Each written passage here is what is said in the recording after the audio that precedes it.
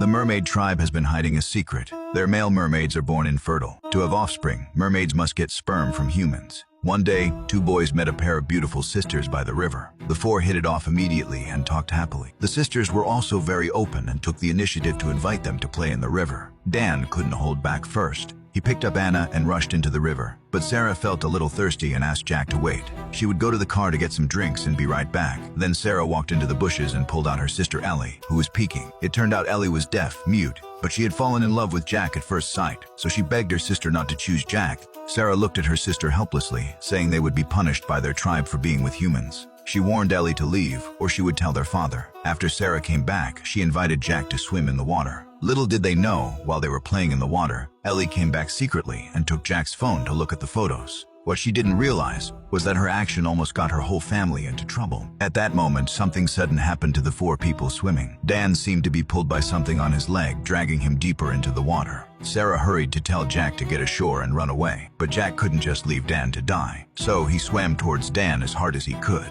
However, halfway there, a hand suddenly grabbed his ankle, and soon he was dragged into the water. Before long, Jack floated back up. Ellie showed her true mermaid form and saved him ashore. Luckily, Ellie saved him just in time so Jack could survive. But in his daze, Jack saw Ellie's real mermaid form. Afraid of scaring Jack when he woke up, Ellie left the shore quickly. Jack was lucky to escape with his life, but Dan wasn't so fortunate. After the police fished Dan's body out of the water, they initially ruled his death as drowning. However, the scars on his feet caught Detective Nick's attention. Meanwhile, Hank, who was beside him, thought they looked more like scratches from some kind of animal, but no one knew what kind of animal it was. Then they found Jack, who had called the police. When Jack learned that Dan had drowned, he quickly recounted what happened the day before, begging them to find the murderer who tried to kill them in the water. He also vaguely remembered a girl saving him and caught a glimpse of her appearance in his trance. But he wasn't sure if he had seen her correctly because she didn't look like a human being. Right after that, Jack took them to the crime scene, but no useful clues were found. At this moment, Nick detected someone peeking at them in the bushes with his super hearing. The person peeking was Ellie. Nick chased after her immediately, but Ellie saw the situation was wrong and jumped into the river in a hurry. However, she swam dozens of meters away in an instant. Jack, who followed,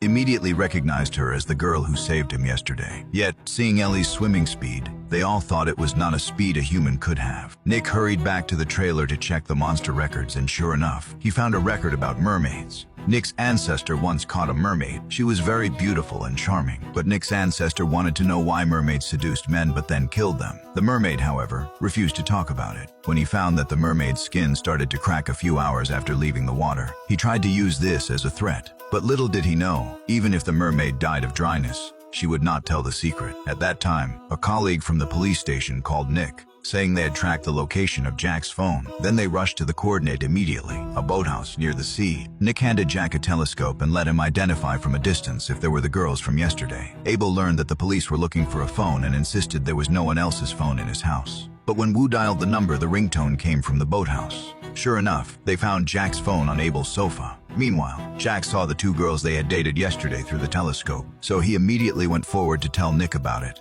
But Sarah and Anna both said they had never seen Jack and denied being with them yesterday. Ellie, who was hiding in the water, suddenly felt regret. She didn't expect that taking Jack's phone privately would cause such big trouble. But this trouble didn't come from Nick and the other police officers. It came from her own tribe. After Sarah and Anna were taken to the police station, they still refused to admit seeing Jack. Otherwise, it would reveal the secret that their mermaid tribe had hidden for thousands of years. At this moment, Wu suddenly came to tell Nick that Abel had turned himself in to the police and admitted that he had killed Dan. Nick knew Abel was lying. He must be taking the blame for someone else. So he went to the cell where Sarah and Anna were detained to release them and deliberately revealed that their father had confessed. Sarah knew she couldn't hide it anymore, so she told the truth. The male mermaids of the mermaid tribe were born infertile. From the moment a child was born, they were destined to raise children for others. But not every mermaid could accept this humiliation. Most of those who couldn't stand it could only kill the human men they had taken sperm from to vent their anger. Originally, the mermaid tribe had long abandoned this extreme practice, but their boyfriends were from other places where this outdated rule was still kept.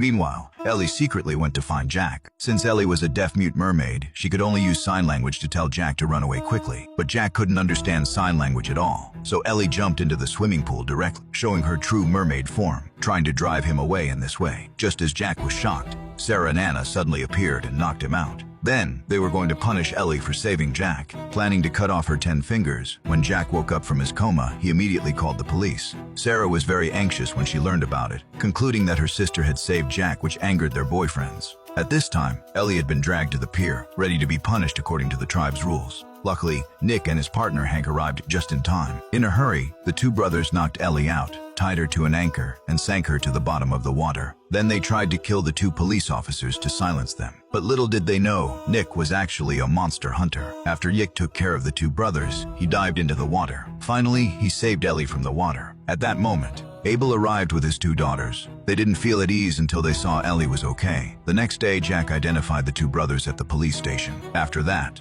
a long prison sentence was waiting for them.